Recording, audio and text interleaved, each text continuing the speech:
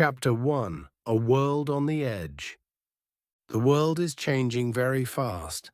Leaders speak calmly on TV, yet behind closed doors, they tremble with worry. In Washington, government officials work late into the night. They face a big decision: help Ukraine, risk a war with Russia, or show weakness. In Moscow, the Russian president listens carefully. His generals stand ready as he speaks in a quiet, steady voice. The fight in Ukraine is more than a local struggle. It is a test for everyone. In Beijing, China watches patiently, waiting while the US and Europe argue and Russia moves ahead.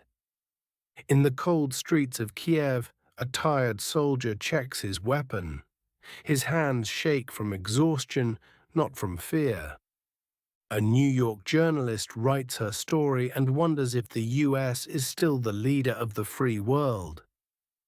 On the internet, millions read news that is mixed with both truth and lies. Deepfake videos make it hard to know what is real. In a secret room, a wealthy man studies a map and smiles quietly. He believes that real power does not come only from governments. Even as a London teacher fills her classroom with talk of movies and football, life continues outside in a world filled with tension. A fisherman in the South China Sea sees a drone hovering above. He does not know who controls it. In Moscow, a worried mother watches her son pack for service, unsure if he will return safely. In Berlin, a businessman checks his stocks as energy prices rise. This is the world of 2025, a world balanced on a sharp edge. Chapter 2: The Superpowers Today. In Washington, a cold wind blows through busy streets. The president sits alone at his desk, listening to the ticking clock. Papers, maps, and reports are scattered before him. An advisor says, "China grows every day." The president asks about America's strength, but silence fills the room. Once the US was the strongest country in the world.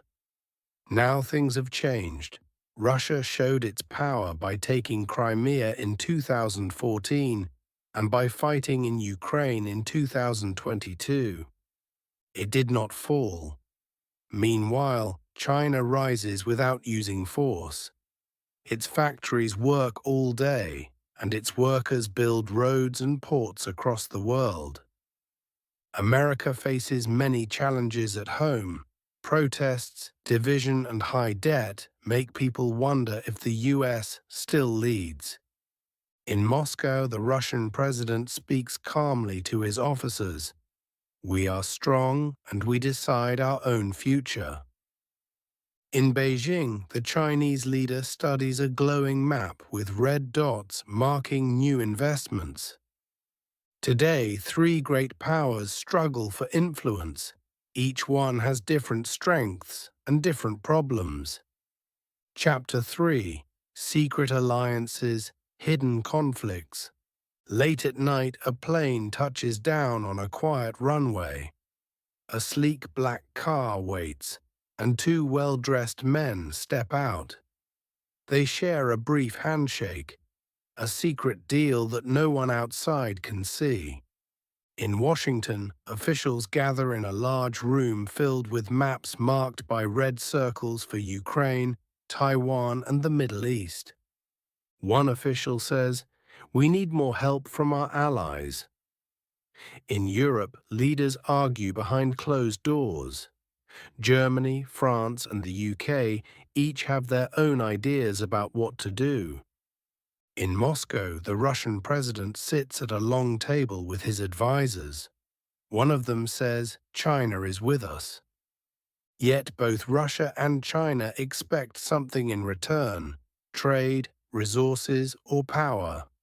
In Beijing, leaders work carefully with one another, always watching and waiting. In Turkey, a president meets NATO leaders one day and Russian officials the next. His country is caught between East and West. In the Middle East, countries like Saudi Arabia and Iran form new agreements. In Africa, China builds roads and ports, while smaller nations search for help. A London journalist writes that the world is connected and divided at the same time. In Kiev, a Ukrainian soldier listens to news of changing alliances. Outside, bombs drop and buildings crumble, while secret meetings shape the future. Chapter 4: The Ukraine War. A global conflict? Night falls and the air grows bitterly cold. A distant siren wails as a soldier stands amid the ruins of a shattered building. His uniform is stained and his hands tremble from endless exhaustion. In Kiev, people take shelter underground. Mothers hold their children close and elderly men read by candlelight. Ukraine has fought hard since the invasion began in 2022. It has lost many cities, but still refuses to give up. In Washington, leaders debate whether to send more aid. Money is low and hope is fading. In Moscow, generals decide their next move if the West withdraws support. A Ukrainian soldier walks through broken streets, thinking of the warm home he once knew. In Europe, people gather in protest.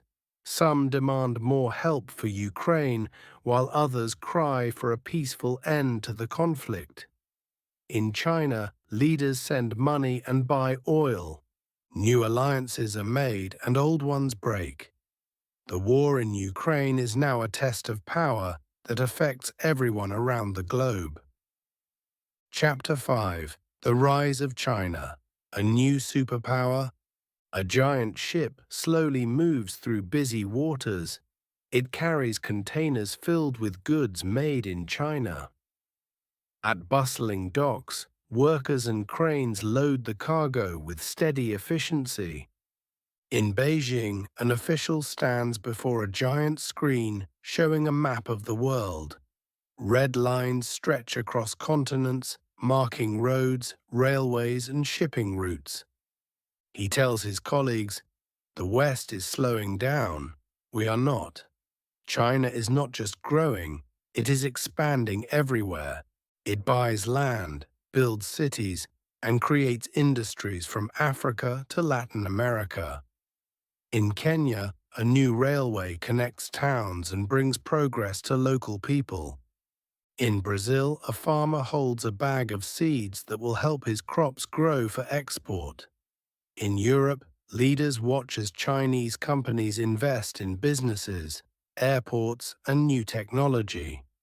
Meanwhile, factories in the US stand empty, and jobs are lost. On Taiwan, fighter jets roar in the sky as tensions rise. The US supports the island, but China insists it is part of its territory. In Washington, military generals meet to plan for any conflict with China. In Beijing, a leader nods in quiet confidence. China is building a future with trade and technology, while the world watches satellites and prepares for changes in power. Chapter 6: Technology, War, and the Fight for Truth. A red alert flashes on the screen. A world leader appears angry, and his harsh words spread quickly. Yet soon it is revealed that the video is fake. A machine created it. This marks a new battle, one fought with information rather than bullets. In Washington, an analyst studies strange images and tweets on his computer. In Moscow, another analyst smiles as he watches lies spread on the internet. In Beijing, engineers work in bright offices. They teach computers to copy voices, mimic faces, and even write news. A London journalist tries to report on fake news, but her computer suddenly goes black. A virus has wiped away her work. In the Middle East, a silent drone flies without a pilot, guided only by artificial intelligence. In Silicon Valley, powerful billionaires meet in private rooms. They whisper about a future where technology rules and governments lose control. On busy European streets, people protest for privacy as cameras track their every move. A young woman in China receives a warning when she tries to share a post online. In Russia, a skilled hacker changes government reports with quick keystrokes. As an important election nears in the US, conflicting stories confuse everyone. A German scientist discovers a cure for a deadly disease, yet false reports make it disappear from the news. The war is no longer fought only on battlefields. It is now a fight over what is true and what is not. Chapter 7: Billionaires, Business and Politics. A private jet soars high in the sky. Inside, a man sits in a fine leather chair. He holds a tablet and sips expensive wine. His company controls satellites, social media, and electric cars. His decisions can change whole industries. On the other side of the world, a politician speaks about democracy. Behind him, a large screen shows the logo of a company that has donated millions to his campaign. Money and power have always been linked. Today, the richest men also shape government policy. In Silicon Valley, tech billionaires meet in secret rooms with glass walls overlooking the city. One of them declares, "We do not need governments. We can do what they cannot." In Washington, a senator asks hard questions about who should control the internet. In New York, an investor watches a tweet cause a company's stock to crash in minutes, leaving thousands with lost money. On a factory floor in India, workers assemble smartphones for low wages. In Africa, a major tech company offers free internet to villages, but soon the people learn that the gift comes with hidden controls over their data. In China, a billionaire vanishes after a public speech. The government takes over his company, and his influence disappears. In Europe, activists protest outside large corporate buildings. They shout for fair taxes and honesty. In Texas, a rocket launches into the sky as a billionaire watches, smiling at the blend of business and progress. A German scientist makes a breakthrough in energy, only to have his discovery bought and hidden by a corporation. In Brazil, the Amazon burns while a rich man promises to save the trees, yet his donation seems only for good publicity. In a small town in Ohio, a factory worker sees his job vanish when his company moves overseas. Now, power belongs to those who control money, technology, and the flow of information. Chapter 8: The Next Crisis. Trouble seems to come from every corner of the world. Markets crash and banks struggle. A man in New York watches in shock as his lifelong savings disappear overnight. In China, a new digital currency is introduced. It is fast and safe, but the government can track every transaction. In Europe, energy prices climb and families shiver in cold apartments. A mother counts her last coins and wonders if she can buy food or pay for electricity.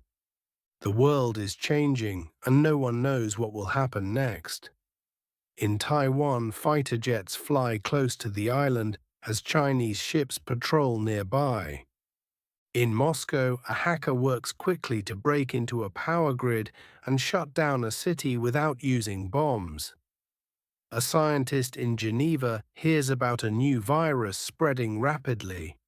He makes urgent phone calls to warn the government. In London, a journalist types an article asking, "What is the next global crisis?" History shows that when one disaster ends, another begins. A ship stuck in the Suez Canal stops trade and causes factories to shut down. Supermarkets run out of food, and a small error sends shockwaves around the world. At a conference, a billionaire talks about artificial intelligence and wonders if it might one day control us. In Brazil, a young man sees videos of riots online. He asks, who controls the truth? In Africa, farmers look at their parched fields and worry about drought. Climate change is real and hurts everyone. In Washington, a senator whispers that the economy cannot collapse just yet. But a sudden cyber attack shuts down banks and airports, spreading chaos and fear across nations. Chapter 9: The Fall of the US. A flag flutters in the wind with red, white, and blue. In Washington, politicians argue loudly, their faces full of tension. They shout and disagree, and no one listens. On TV, a reporter says that the government is in deep trouble. On the streets, protesters march. Some hold American flags high, while others burn them. On a stage, a man shouts, "We are losing our country." In another city, another man calls for change. Although the US still has a strong military and a huge economy, internal problems grow every day. In Detroit, an old factory stands empty, covered in rust. A man remembers when the factory was full of workers and noise. In Los Angeles, a mother checks food prices and sighs because her paycheck is too small. In Texas, a farmer looks at his dry, failing land and watches news of another hurricane and wildfire. Climate change is no longer a story. It is real. On Wall Street, a businessman sees stocks falling and debt rising. In the Pentagon, generals study maps with red marks that show conflicts in Ukraine, Taiwan, and the Middle East. They worry they are fighting too many battles. In Beijing, Chinese officials quietly note that America is not as strong as before. In Moscow, a leader smiles and recalls America's past power, suggesting it may soon fall. In Europe, leaders ask, can we trust America? A cyber attack shuts down banks and airports, causing panic. In Washington, a senator insists that America is still the greatest, while on the streets, people live in tents. A young soldier in Florida wonders if his job will survive as military budgets are cut. In a New York classroom, a teacher talks about how even great empires like Rome fell when they grew too big and divided. A curious girl asks if America might fall too. In a dark bunker, intelligence officers scan screens for threats from within their own country. People no longer trust the media or elections. History shows that every empire can fall, and now the US stands on a dangerous edge. Chapter 10: The Future of Global Power. The world continues to change quickly. In Washington, politicians sit in a dim room with maps and papers spread out before them. They discuss China, Russia, and the fragile state of the economy. A senator leans forward and asks, "Are we still number one?" Silence follows. In Beijing, a meeting takes place where the Chinese president listens carefully. An advisor quietly says, "The US is weak. Now is our time." In Moscow, the Russian leader watches as war continues and sanctions tighten, but he does not give up. The West believes America is finished, but opinions differ. In Europe, some countries still look to the US for guidance, while others lean toward China. In Africa, leaders welcome Chinese investments, new roads, ports, and jobs, but they also wonder if there is a hidden cost. In Latin America, governments choose sides based on who offers the best deal. In India, a tech billionaire speaks at a conference and claims, "This century belongs to us." In Silicon Valley, artificial intelligence grows faster every day. A businessman whispers to himself, "One day I will rule the world." In Switzerland, a scientist makes a discovery of a new, clean energy that could change everything. Whoever controls this energy may control the future. In space, many countries launch satellites to watch over the Earth. In Taiwan, tensions grow as Chinese warships move closer and US support is sent. In Eastern Europe, soldiers prepare for a possible battle, and in cyberspace, a hacker works unseen to disrupt systems. In Nigeria, a young woman studies English, coding, and business, determined not to wait for change but to create it. In Brazil, a farmer worries about dry land and failing crops as climate change takes its toll. In the Middle East, a leader signs an agreement not with a country, but with a private company. Money now rules power, and billionaires are like new kings.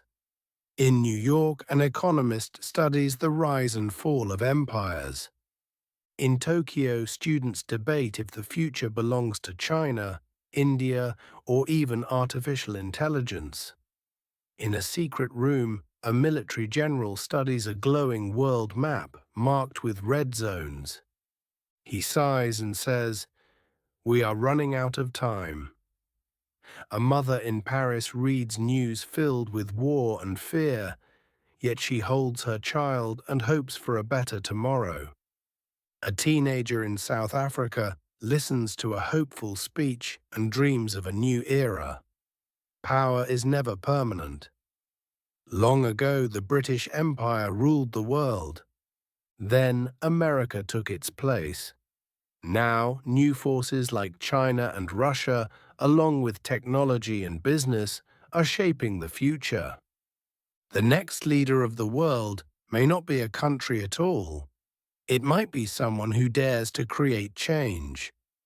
The battle for global power continues every day, and only time will tell who will last the longest.